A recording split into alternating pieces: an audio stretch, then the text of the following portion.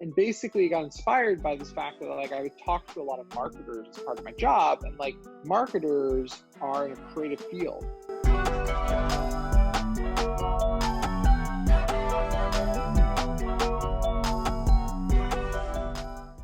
Yeah. So for those of you who haven't checked out the book, it's a book called The Creative Curve: How to Develop the Right Idea at the Right Time. And it's basically looking at this question of can you learn how to develop the right idea at the right time? Can you learn essentially creativity?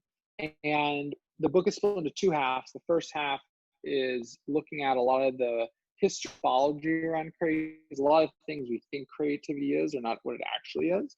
And the second half of the book is I interviewed about 25 living creative achievers. So these are folks like Pasek and Paul, who is the songwriting duo behind La La Land, Greatest Showman, Dear Evan Hansen. It's Kenya Barris, the creator of Blackish. It's Alexis Ohanian, the founder of Reddit. It's like a very eclectic set of Oscar winners, billionaires, and everything in between.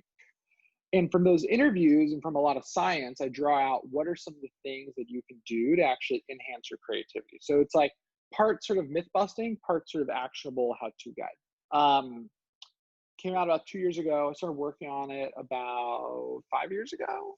And basically got inspired by this fact that like I would talk to a lot of marketers as part of my job, and like marketers are in a creative field. What I notice is that like a lot of marketers, even though they're in a creative field, even though they have experience, even though they've done creative things, they don't think of themselves as creative. And I realized this is a broader problem where creativity, people think of it as this sort of like mystical, semi-divine thing that you either have or you don't have. And I have a lot of creative friends who are sort of successful in their craft. And when I talk to them, like the people who were most successful at creativity were the ones who thought it was most learnable. And I thought that was sort of interesting. And so I was on one side hearing all these people say like, it's not me, it's not me. And the other side, all these people saying like, it's definitely learnable. And so the book aims to sort of close that gap and explain why it's learnable. And obviously there's a book length answer to the question, but the sort of the short version is that creativity is really a social phenomenon, right? So like if I threw paint on a canvas, it would not be worth anything. Like it'd probably just be worth zero. But when Jackson Pollock did, right, it was worth millions and millions of dollars. Now, if someone who's as talented as Jackson Pollock created replicas of his paintings today, those also wouldn't be creative. They might be skillful, right? But they're not creative. So creativity is actually this social phenomenon where ideas are the right blend of the old and the new. They're familiar enough to be safe and interesting, but new enough to be novel and surprising and like, you know, make people want to like explore more.